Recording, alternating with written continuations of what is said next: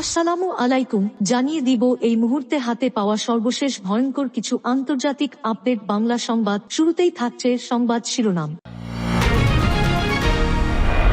শুরুতেই জানিয়ে দিব, ফিলিস্তিনিদের সমর্থন করায় যুক্তরাষ্ট্রে তুর্কি শিক্ষার্থী গ্রেপ্তার, ভিসা বাতিল।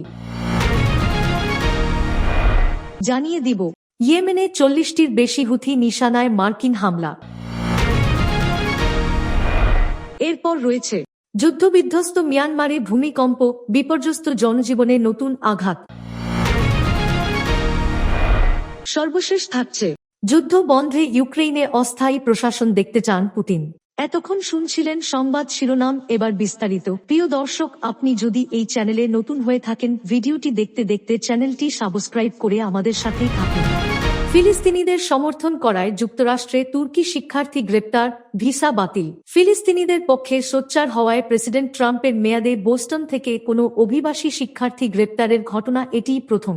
যুক্তরাষ্ট্রের অভিবাসন কর্তৃপক্ষ বোস্টনের কাছে টাফটস বিশ্ববিদ্যালয়ের এক তুর্কি ডক্টরেট শিক্ষার্থীকে গ্রেপ্তার এবং তার ভিসা বাতিল করেছে।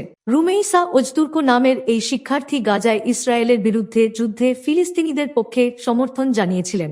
রয়টার্স লিখেছে, মঙ্গলবার রাতে প্রেসিডেন্ট ডোনাল্ড ট্রাম্প প্রশাসন ওজতুর্কোকে গ্রেপ্তার করে। ফিলিস্তিনিদের পক্ষে সোচ্চার হওয়ায় প্রেসিডেন্ট ট্রাম্পের মেয়াদে বোস্টন থেকে কোনো অভিবাসী শিক্ষার্থী গ্রেপ্তার হওয়ার ঘটনা এটিই প্রথম। ফিলিস্তিনপন্থী বিক্ষোভে জড়িত থাকায় ট্রাম্প প্রশাসন এরই মধ্যে যুক্তরাষ্ট্রে বাস করা বিদেশি বংশোদ্ভূত শিক্ষার্থীদেরকে আটক করেছে বা আটকের চেষ্টা করছে।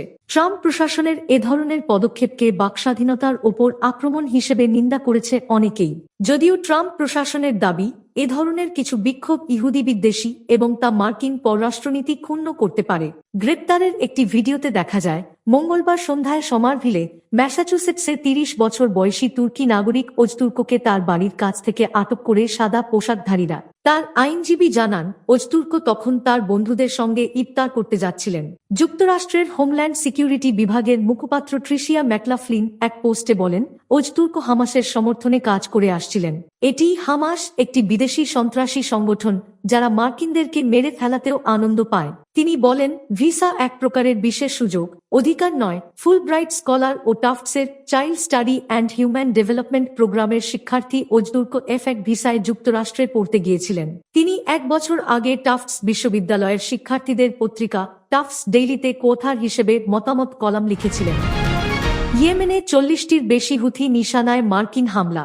ইয়েমেনের হুথি বিদ্রোহী নিয়ন্ত্রিত এলাকায় 40টির বেশি স্থানে বিমান হামলা চালিয়েছে যুক্তরাষ্ট্র। শুক্রবার ভোরে রাজধানী সানাসহ সাদা, মারিব, আল-জাউফ ও হুদায়দাহ প্রদেশে এই হামলা চালানো হয়। হুথি সমর্থিত আল মাসিরা টিভির প্রতিবেদনে বলা হয়েছে, এতে একাধিক বাসাবাড়ি ও দোকান ক্ষতিগ্রস্ত হয়েছে। কাতার ভিত্তিক সংবাদ মাধ্যম আল জাজিরা এ খবর জানিয়েছে। সানা আন্তর্জাতিক বিমানবন্দর এবং সানার উত্তরে আমরান এলাকার পার্বত্য অঞ্চলেও হামলা চালানো হয়েছে বলে জানা গেছে। আল মাসিরার বরাত দিয়ে বলা হয়েছে, এই হামলায় দেশ জুড়ে অন্তত 7 জন আহত হয়েছেন, যাদের মধ্যে সানায় অন্তত 1 জন রয়েছেন। হামলার পর যোগাযোগ নেটওয়ার্ক বিচ্ছিন্ন হয়ে পড়ে। যুক্তরাষ্ট্রের সেন্ট্রাল কমান্ড সেন্টকম এখনও এই হামলার বিষয়ে কোনো বিবৃতি দেয়নি। তবে হুথি নেতৃত্ব দাবি করেছে, এই বিমান হামলায় অন্তত 57 জন নিহত হয়েছে। গাজায় ইসরায়েলের অবরোধের প্রতিবাদে হুথিরা সম্প্রতি লোহিত সাগরে জাহাজ লক্ষ্য করে হামলা চালানোর হুমকি দিয়েছিল, যার জবাবে এই হামলা চালানো হয়েছে বলে মনে করা হচ্ছে। ইয়েমেনে জাতিসংঘের বিশেষ দূত হান্স গ্রান্ডবার্গ বৃহস্পতিবার ব্রাসেলসে এক বিবৃতিতে বলেন, ইয়েমেনে পূর্ণাঙ্গ যুদ্ধ পুনরায় শুরু করা কারো স্বার্থের পক্ষে নয় এবং এটি অবশ্যই এড়াতে হবে। তিনি সব পক্ষকে সংলাপে বসার আহ্বান জানিয়ে বলেন, আন্তর্জাতিক সম্প্রদায়কে অবশ্যই ঐক্যবদ্ধভাবে কাজ করতে হবে যাতে ইয়েমেনের জনগণের জন্য শান্তিপূর্ণ ও টেকসই সমাধান নিশ্চিত করা যায়। 2023 সালের নভেম্বর থেকে হুথিরা লোহিত সাগর ও এডেন উপসাগরে 100টির বেশি জাহাজে হামলা চালিয়েছে। এতে অন্তত 2টি জাহাজ ডুবে গেছে, একটি জাহাজ দখল করা হয়েছে এবং 4 জন নাবিক নিহত হয়েছে। এছাড়া হুথিরা ইসরায়েলের দিকে ডজন খানেক ক্ষেপণাস্ত্র ও ড্রোন হামলা চালিয়েছে। ইয়েমেনে গত 1 দশক ধরে চলা যুদ্ধে ইতোমধ্যে হাজারো মানুষ প্রাণ হারিয়েছেন এবং দেশটি বিশ্বের সবচেয়ে ভয়াবহ মানবিক সংকটের মুখোমুখি হয়েছে।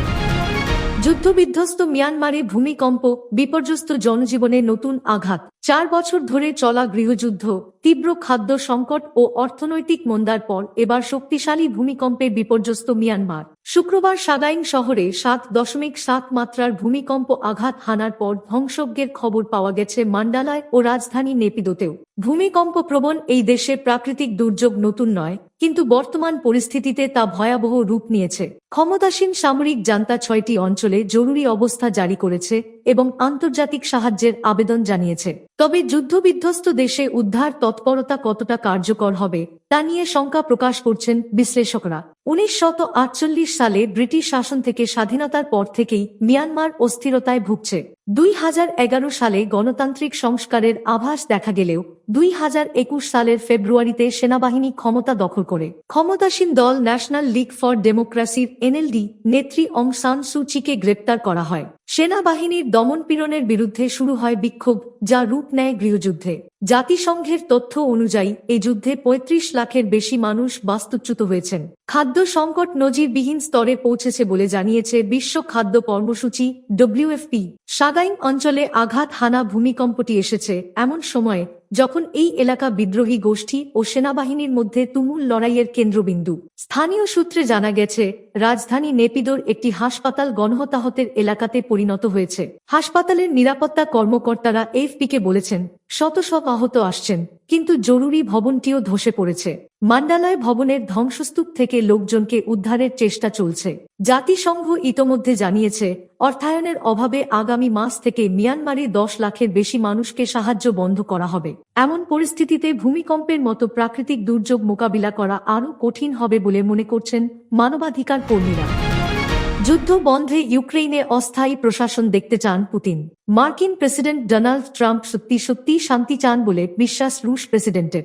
রুশ প্রেসিডেন্ট ভ্লাদিমির পুতিন ইউক্রেইনে এক ধরনের অস্থায়ী প্রশাসন প্রতিষ্ঠার প্রস্তাব দিয়েছেন, যাতে নতুন নির্বাচন আয়োজন ও গুরুত্বপূর্ণ চুক্তি স্বাক্ষরের মাধ্যমে যুদ্ধ বন্ধে সমঝোতায় পৌঁছানো যায়। উত্তরাঞ্চলীয় মুরমানস্ক বন্দর সফরে গিয়ে তিনি এ প্রস্তাব দেন বলে শুক্রবার রুশ বার্তা সংস্থাগুলোর প্রতিবেদনে জানানো হয়েছে। বার্তা সংস্থা রয়টার্স লিখেছে, পুতিন এমন এক সময় ইউক্রেইন প্রসঙ্গে এ মন্তব্য করলেন যখন যুক্তরাষ্ট্র রাশিয়ার সঙ্গে সম্পর্ক পুনঃস্থাপন এবং মস্কো ও কিয়েভের সঙ্গে আলাদাভাবে বসে 4 বছরে গড়ানো ইউক্রেইন যুদ্ধ থামাতে জোর চেষ্টা চালাচ্ছে।